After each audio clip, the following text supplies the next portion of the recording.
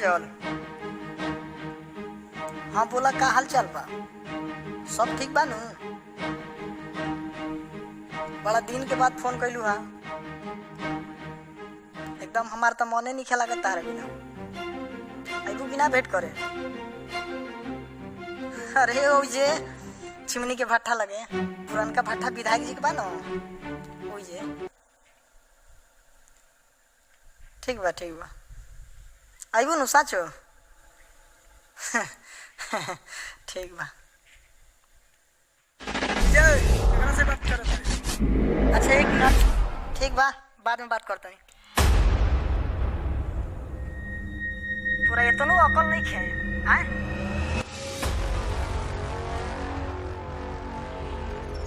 लड़की से या अपना प्रेमिका से बतिया तो घरी टॉर्चर ना करे के चाहिए। नाम बतावा लड़की के। काहे बताई? वो हमार प्रेमिका है। नाम नहीं खे? नाम बा, नाम सुन के का कर ले? नाम ओकर काजल। काजल हमारा, काजल से हम प्यार करेंगे। कौन काजल से तू प्यार करलस? जो आँख में लगे लू है हैं? जो आँख में काजल लगे लू है, काजल से प्यार करलस ना? तब कौन काजल से तू बात करता रहे? हम जो ना लड़की से बात करते नहीं ओकरे से प्यार करला। एकरा पता नहीं के बताओ हो भाई कि हम ओकरा से प्यार करीला। आई कहता हम प्यार करीला। दिमाग में भूसा भरल बा का? दिमाग में भूसा भरल रही तारा से हम बतियाती। अजीब बात बा। अच्छा चल भाई, कोई बात नहीं है। काजल से के प्यार करला और के ना करेला काल पता लग जी। विधायक जी के भट्ठा के पास आई है, वो जे सब हिसाब किताब हो जी के केकरा से प्यार करला के ना करला। ठीक बा, ठीक बा, तब काले मिलन। ठीक बा, एकदम एकदम ऑफकोर्स, एकदम जरूर मिलब।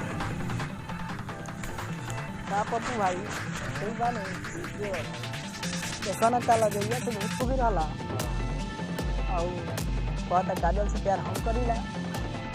हम कहनी कि हम करीला। हम कहला रही झूठा हुए कि चिमनी के भट्ठा विधायक जी के भट्ठा में आ जाएगा। मुझे फैसला हो गया, देखो तुम साँचों में आ गई बा। मेरी रियावत तब बुझाता लाभ जीता खाई का। चलो भेंट कर